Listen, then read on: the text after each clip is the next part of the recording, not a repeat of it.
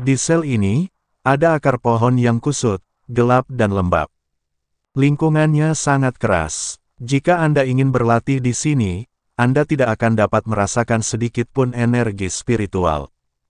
Tidak hanya dia tidak bisa merasakan keberadaan energi spiritual, Chen Ping juga memperhatikan ada kekuatan isap di dalam penjara, menyedot energi spiritual darinya. Meskipun kekuatan isap ini sangat lemah dan hampir tidak terdengar, hal itu masih diperhatikan oleh Chen Ping. Saudaraku, maafkan aku tidak punya uang untuk menebusmu, maafkan aku. Melihat kakaknya seperti itu, Yao Mei merasa sangat tertekan. Ketika saudara laki-laki Yao Mei mendengar ini, dia terdiam beberapa saat. Setelah beberapa saat, dia menjadi tenang dan berkata sambil tersenyum, "Kakak, kamu tidak perlu datang menemuiku lagi. Aku tahu begitu kamu datang, kamu akan datang, diperas oleh penjaga. Kamu harus menjalani kehidupan yang baik sendiri. Kakakku tidak bisa menjagamu lagi. Kamu harus menjaga dirimu baik-baik. Saudaraku, jangan katakan itu. Kamu pasti bisa keluar. Jangan berkecil hati."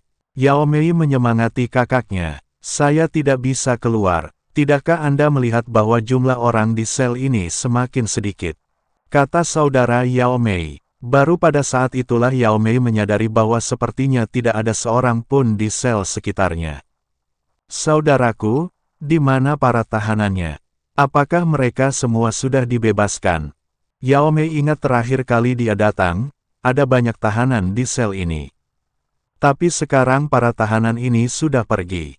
"Mati, mereka semua mati," kata saudara Yao Mei. "Mati, kenapa kamu mati?" Yao Mei tidak mengerti, bagaimana dia bisa mati jika dikurung di penjara. Sekalipun dia tidak makan atau minum, mustahil seorang biksu mati. Terlebih lagi, setelah mencapai alam melampaui kesengsaraan, para beku dapat hidup selama ribuan tahun, lalu mengapa mereka mati begitu mudah? Entahlah. Lagi pula, mereka semua sudah mati. Rasanya aku tidak akan bisa lama-lama. Kakak Yao Mei menggelengkan kepalanya dan berkata, "Apakah para beku yang mati semuanya layu, seolah-olah budidaya mereka telah dihisap hingga kering?" Saat ini, Chen Ping berbicara. Begitu Chen Ping membuka mulutnya, saudara laki-laki Yao Mei menyadari keberadaan Chen Ping. Setelah melihat Chen Ping lagi, saudara laki-laki Yao Mei bertanya kepada Yao Mei, "Kakak, siapa orang ini?" Kakak Yao Mei sangat waspada. Lagi pula, ada orang asing di samping adiknya. "Saudaraku, namanya Chen Ping. Saya bertemu dengannya dalam perjalanan ke Beast City. Kalau bukan karena uang yang dia pinjamkan padaku, aku tidak akan bisa datang menemuimu hari ini." Yao Mei mengikuti kakaknya untuk memperkenalkan Chen Ping. "Kenapa dia ingin meminjamimu uang? Apakah ada motifnya? Jangan mudah percaya pada orang lain. Kamu terlalu bodoh dan mudah ditipu. Banyak orang mendekatimu, dan mereka pasti mendambakan kecantikanmu." Kakak Yao Mei memperingatkan Yao Mei, "Saudaraku, Chen Ping tidak mendambakan kecantikanku. Keindahan di sekitarnya jauh lebih cantik dariku," kata Yao Mei sangat malu. Kakak Yao Mei memandang Chen Ping, lalu berkata dengan nada peringatan, "Nak, jangan punya rencana apapun untuk adikku. Jika kamu memberitahu aku bahwa kamu menindas adikku, aku akan membunuhmu saat aku keluar."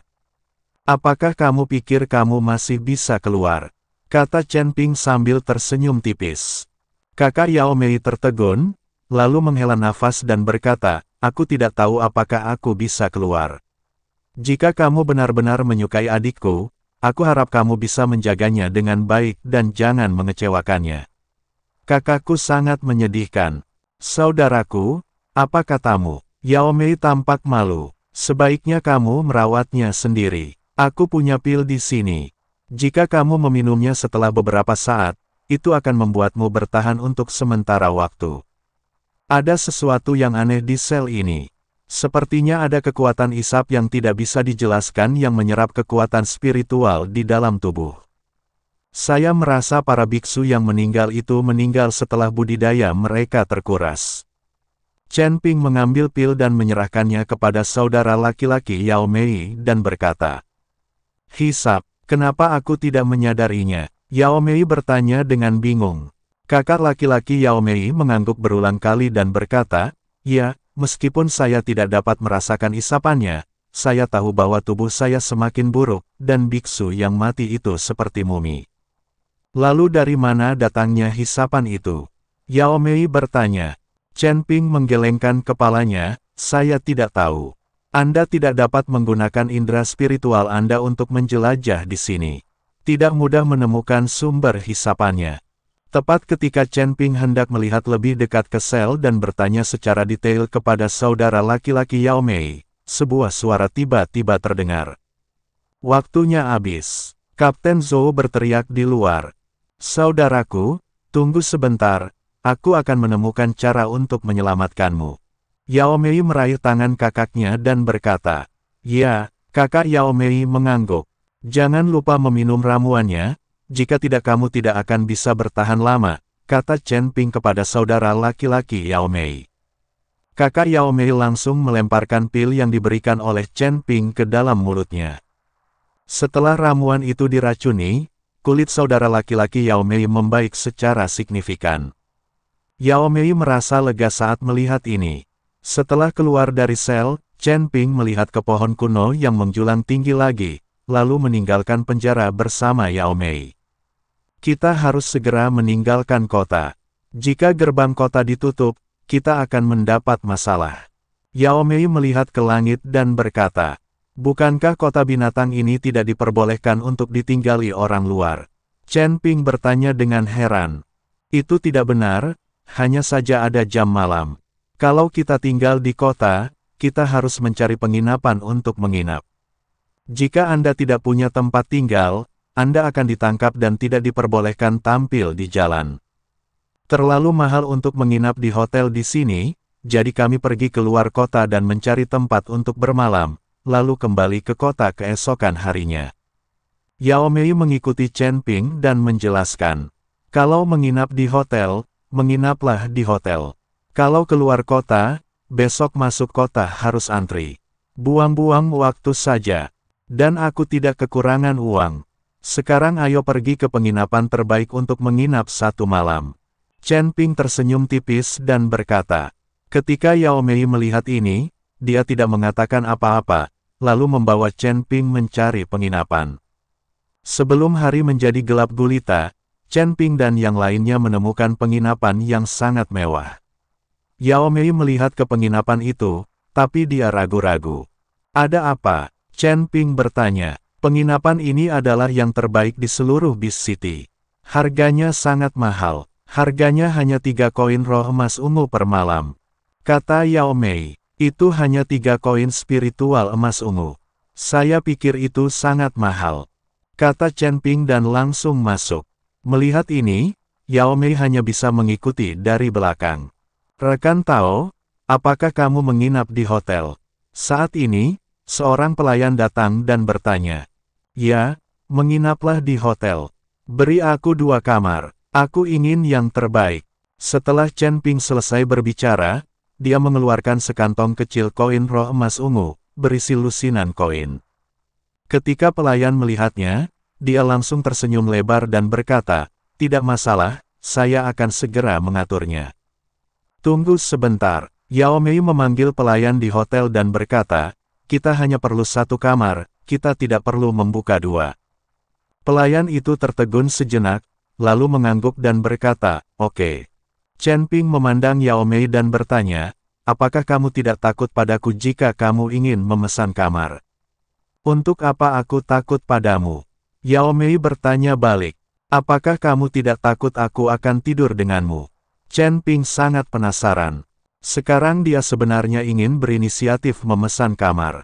"Jika kamu ingin tidur denganku, meskipun aku menyewa 2 kamar, aku tidak bisa menghentikanmu," kata Yao Mei. "Itu benar." Chen Ping tersenyum. Segera, kamar untuk 2 orang sudah siap. Seperti yang diharapkan dari sebuah penginapan besar, ruangan itu memiliki susunan pengumpulan roh terpisah dan susunan pelindung untuk melindungi para biksu yang tinggal di sana dari gangguan. Beristirahatlah lebih awal. Kamu akan membawaku berkeliling kota bis besok. Chen Ping berkata pada Yao Mei. Oke, kata Yao Mei dan mulai melepas pakaiannya. Apa yang akan kamu lakukan? Chen Ping terkejut saat melihat ini. Buka bajumu. Bukankah kamu melepas bajumu saat kamu tidur?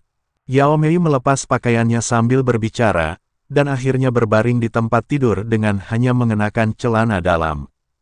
Chen Ping tidak bisa berkata-kata saat ini. Dia merasa Yao Mei ini ingin memanfaatkannya, jadi dia melakukan ini untuk merayunya. Melihat Yao Mei begitu dekat dan memancarkan aroma seorang gadis, Chen Ping memang sedikit bersemangat. Tapi gadis seperti itu tidak ada hubungannya dengan Chen Ping. Chen Ping tidak bisa tidur dengan seseorang hanya untuk melampiaskan amarahnya. Jika dia benar-benar tertidur, Chen Ping mungkin tidak bisa pergi, dan dia pasti akan diganggu oleh Yao Mei untuk menyelamatkan kakaknya. Pada akhirnya, Chen Ping tidak punya pilihan selain memanggil roh pedang Zhongli. Chen Ping memeluk Zhongli sepanjang malam, dan gadis kecil itu tidak tertidur sepanjang malam ketika dia mendengar suara itu. Keesokan paginya, Yao Mei menatap tajam ke arah Chen Ping. Dia tahu bahwa Chen Ping melakukannya dengan sengaja. Setelah keluar dari penginapan, Chen Ping langsung mengikuti lokasi yang diberikan oleh Paman Qian untuk mencari tempat resmi membeli batu roh peri. Tempat pembelian resmi batu roh peri ini adalah bangunan 2 lantai dengan papan nama di pintunya. Ada tempat pembelian resmi di beberapa jalan utama kota bis. Setelah Chen Ping mengikuti Yao Mei masuk, seseorang segera mendatanginya dan bertanya, "Rekan Tao, apakah Anda menjual batu roh abadi?" "Iya, tapi sebelum menjual, saya ingin bertemu dengan penanggung jawab di sini." Chen Ping berkata kepada petugas di toko. "Kami adalah toko pembelian resmi di sini. Kami jujur dan dapat dipercaya. Anda tidak perlu bertanya kepada penjaga toko kami. Harga belinya sama." Orang itu berkata pada Chen Ping. Dan dia berbicara dengan nada yang sangat menghina, meremehkan Chen Ping sama sekali. "Itu hanya sepotong batu peri untuk dijual, tetapi jika Anda ingin bertemu dengan penanggung jawabnya, pria itu pasti tidak akan setuju.